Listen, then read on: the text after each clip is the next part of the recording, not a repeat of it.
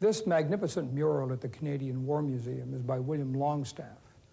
It depicts the Vimy Memorial in northern France, a silent tribute to the thousands of Canadians who gave their lives to capture that now hallowed piece of ground in a war fought nearly 3/4 of a century ago. April the 9th, 1987, marks the 70th anniversary of the day upon which Canada became a nation. It was a turning point in our history. Up until then, we were colonials, part of the British Army. One major battle, one seemingly impossible victory, and the world would look differently at us.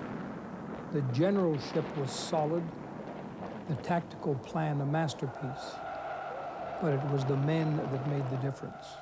Today, you will meet one of those Canadian veterans of the Vimy battle, Perce Lamond, from Windsor, Ontario.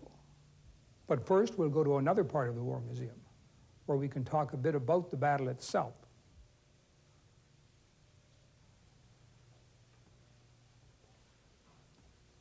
A walk through the War Museum might give us some small glimpse of what it was like for those heroic citizen soldiers who gave us that magnificent victory at Vimy Ridge. April the 9th, 1917 was Easter Monday. For the first time, these volunteers from the cities, the farms, the seaports, and the forests of Canada would fight as one formation, the Canadian Corps. They would capture the major German defensive position in Flanders, and in so doing would give their country a new sense of nationhood. The ridge had been held by the Germans since their initial offensive into France 2 years before. No wonder the Germans wanted to hold it. The ridge was the main junction of the Germans' Hindenburg Line. It was the linchpin of the German defense system in northern France. Accordingly, the German Engineering Corps had made a veritable fortress of this commanding piece of ground. There were tunnels, dugouts, pillboxes, ammo dumps, barbed wire, listening posts, landmines, all crisscrossed with fixed firing lines from hundreds of machine guns, ready to rain down shells and bombs on any Allied army foolish enough to attack this most vital of all German strong points on the Western Front. The Germans were on the crest of the ridge itself, with support troops heavily entrenched in the wooded areas on the back slopes. Any attacking force would have to approach up the frontal slope over open ground. The French and the British had already tried over the previous 2 years with disastrous results. The Canadians spent the winter of 1916 in biting cold, preparing for the spring assault. The area held by the Canadians was a foul mess. Debris and bodies from previous battles, barbed wire, unexploded shells, mud, slush, garbage, rats, and vermin. But the Canadians, already exhausted from the Battle of the Somme the previous year, trained hard, and new reinforcements came up. Many of them mere youngsters, not seasoned troops by a long shot, but ready and eager to show their stuff. Under the command of General Sir Julian Byng, the Canadians studied maps, carried out exercises, and rehearsed. Each man would know what to do on the day of the attack. The plan called for the participation of all 4 Canadian divisions, 30,000 men. The operation would be carried out in 4 stages in order to break through the German defense zones. At each phase, fresh troops would take over, carrying the momentum forward. The Canadian artillery, called a creeping barrage, would precede the attacking waves of infantry. During the night of April the 8th, Canadians were formed up waiting for the battle, stretched over a 6-mile network of trenches and tunnels, running back from the Allied front lines to depths of 2 and 3 miles. At 5:30, Easter Monday, April the 9th, the Canadian long-range guns opened up. Tons of shells whistled over the heads of the waiting assault battalions. Then came the orders of the officers and NCOs, and Canadians leapt from their trenches, running full bore up the slopes, yelling, cursing. They would win the day or else. Quickly they overran the first German trenches, some of them only a scant 50 yards from the Canadian forward positions. Then, wave after wave, the men from the prairies, the Maritimes, Quebec, Ontario, and the sprawling western provinces, and Canada's newest province, British Columbia, took charge. They were probably the best infantry soldiers in the world at that time. They used rifle fire, gun butts, bayonets, even fists. They killed or maimed the enemy and kept going until they themselves were wounded or gave their very lives. With remarkable precision, one objective after the other fell to the Canadians. By mid-afternoon, our troops had done the impossible. They had taken Vimy Ridge. Vimy Ridge gave our country a new stature. Canada had earned its place among the nations of the world, but our soldiers paid a terrible price. That too must be remembered when we commemorate the 70th anniversary of Vimy Ridge. The Canadian Corps suffered 20,000 casualties. For 5,000 of those, it was their last day on Earth. Perce Lamont is a war amp. He fought with the famous 18th Battalion at Vimy Ridge. He's agreed to come to the War Museum and talk a bit about that battle. That's why we call this A Vimy Veteran Remembers. As you can see, we're in the World War I exhibit in the War Museum. Right. And it's rather interesting that I start you off with my hand on a Maxim, German Maxim machine gun, kind of thing that was firing at you fellas quite often. Yeah. What kind of a noise did these make? Terrific, terrific. You could hear them for miles. And they all had their different noises. Your mortar, it had a terrific effect too. One night we heard a lot of squealing, and of course we rushed out to the doorway, and there was a British man there with his arm off, and we saw him take him away. And we had a little bit of stuff there that maybe I shouldn't talk about, but we had 3 men, and 2 of them were married men from Chatham, and they had a kind of resentment about the war, and they was arguing about why they should have took married men with families to the war. So my chum said, you should have thought of that years ago. And the next day, those 2 fellows was both killed. Both killed.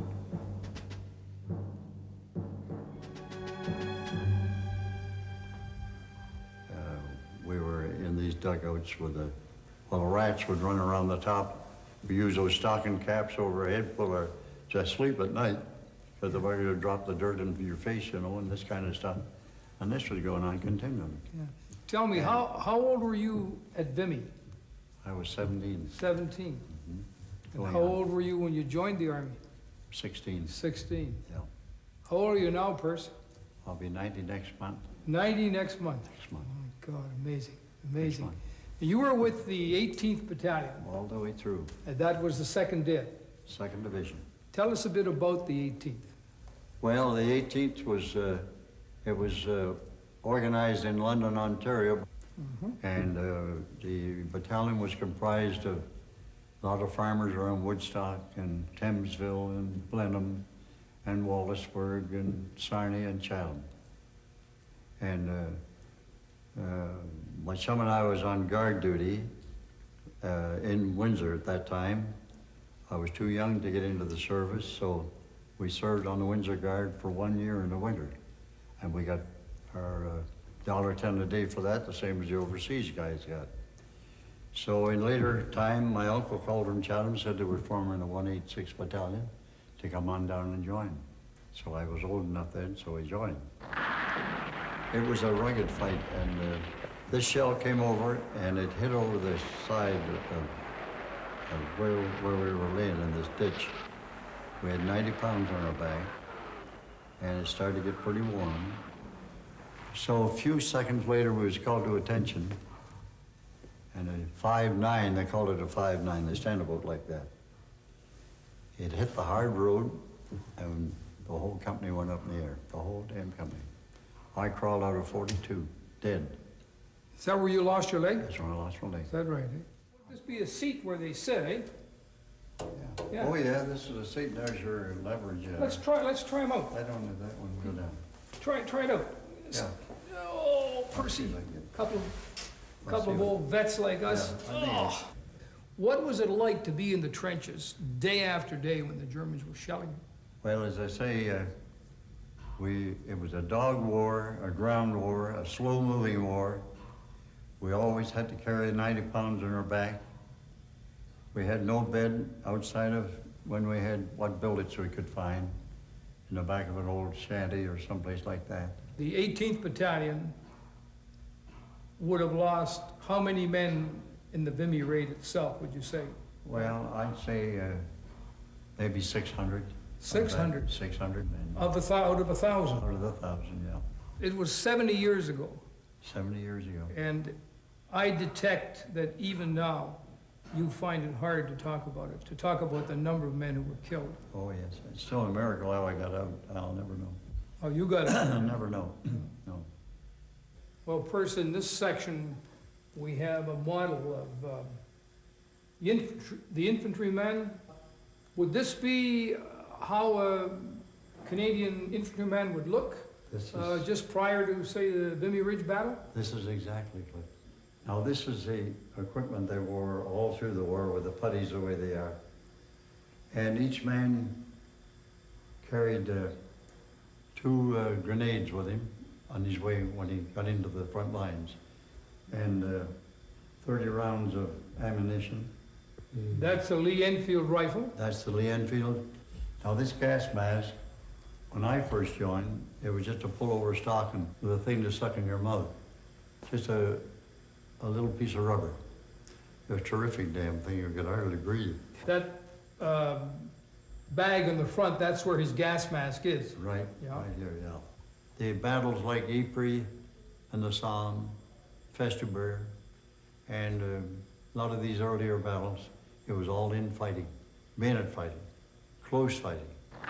But as the barrages came into effect, the barrage would start a terrific fire 10 minutes before the men started to walk. A lot of the men walked right into the curtain of fire and were killed. A lot of Canadians were killed by our own barrage. In World War II, I was in the infantry, and we carried little vials of morphine in case we were wounded, and you could give yourself a shot of morphine for pain. Did you have that in World No. War I? No, all we had was a thick rum. Oh, thick rum. Thick rum, yes. They give us a glass of, rum was like syrup. They give every man a shot, maybe 2 shots. Yeah.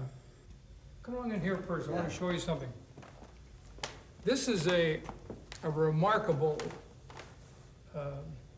memento of the Battle of Vimy Ridge. You see, it's a cross, and it says 13th Canadian Battalion, Royal Highlanders of Canada. Right. Sacred to the memory of the officers, NCOs, and men who were killed in action, Vimy Ridge, April 1917, and are buried near this spot. Whoever put it together, All the names on it. yeah, it's got the names of That's terrific, eh? the men here. The first 4 crosses I went to look at on the ridge was fellows that I went to school with from Chatham. I sense that you really don't want to talk about the tragic side of it. Am I right? Yes, right, That's good enough. yeah, Let's go. right.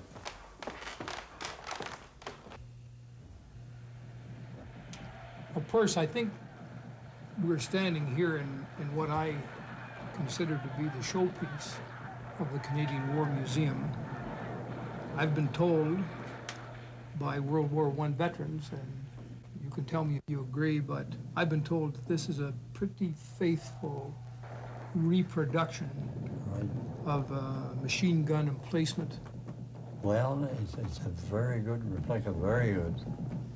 As you know, each battalion had its machine gunners, and they were the most important in the battalion. This is actually a grenade thrower, they call it. Right. Yeah, I see. With the Mills bomb in front. Yeah, and he would stand the butt on the ground, load the grenade in the front of it, Yeah. and then pull a trigger and a charge, and it would Right over. shoot it right out of I it. just forget how far it would go. Do you remember hearing any of the mines going off in the Vimy battle? Oh, yes. You could yes, hear the yes. mines going off. All the time, all the time. We, One, well, as I say, everybody was in hopes they'd get abided so they get the hell out. That's the way it was. yeah. Everybody. There wasn't a man that liked it. If he did, he was crazy. It was a great thing to get out of there and he'd have had a leg off.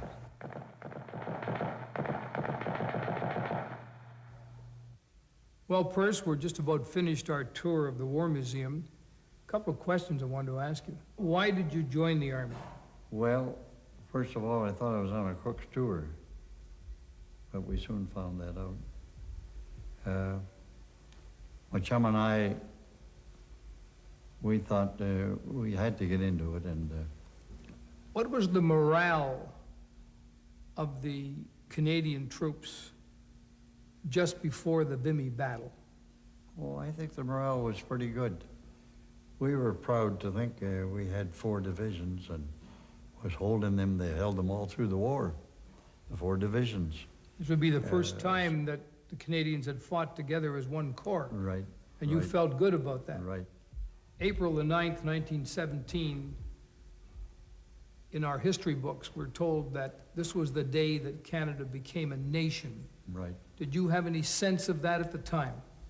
I think that everyone was very pleased that France donated the 600 acres to Canada forever as a memorial and shrine. This question of Canada becoming a nation, it wasn't really apparent to the veterans of the Vimy battle right away, though. No. No. But it became apparent, and it's Afterwards. interesting that you pinpoint specifically the Vimy Memorial in 1936, and that's when it probably really hit home for you. Right.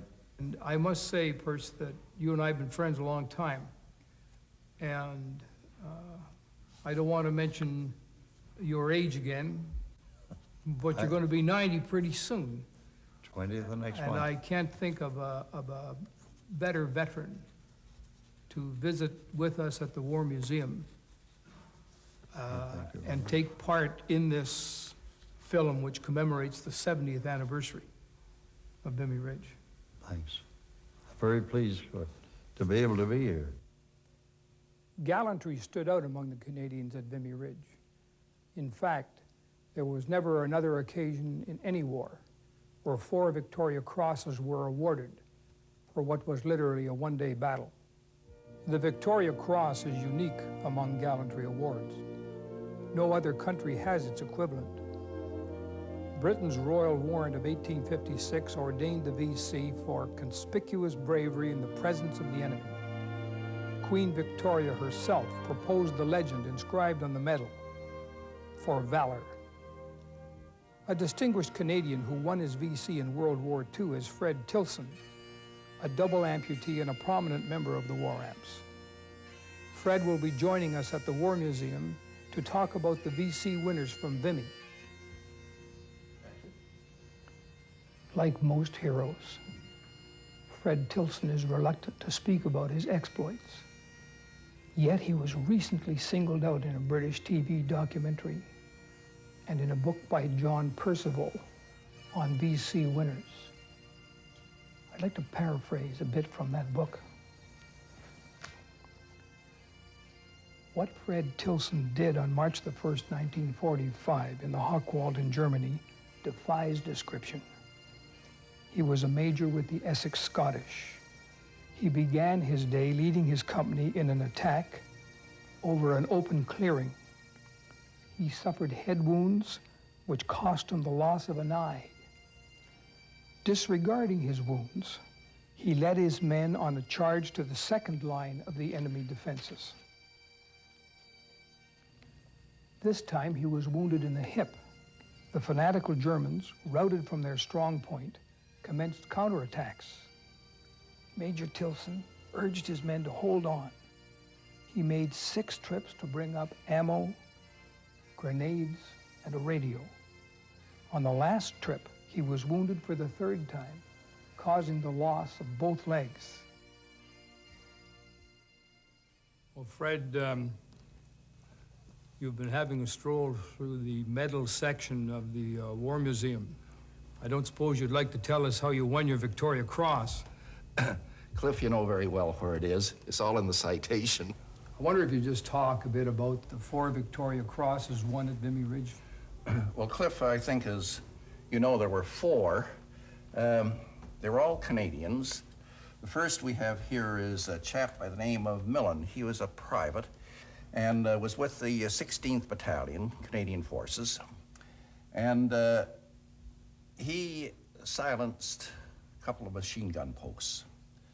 And it enabled his own unit to continue the advance. And he was killed in action before the day's fighting was completed. We have another chap by the name of Sifton. He was a member of the 18th Battalion. He was a lance sergeant. He took out a German machine gun post and was fighting against rather heavy odds with not only his rifle and his bayonet. And after he had succeeded in taking his position, he was shot. He died in his action.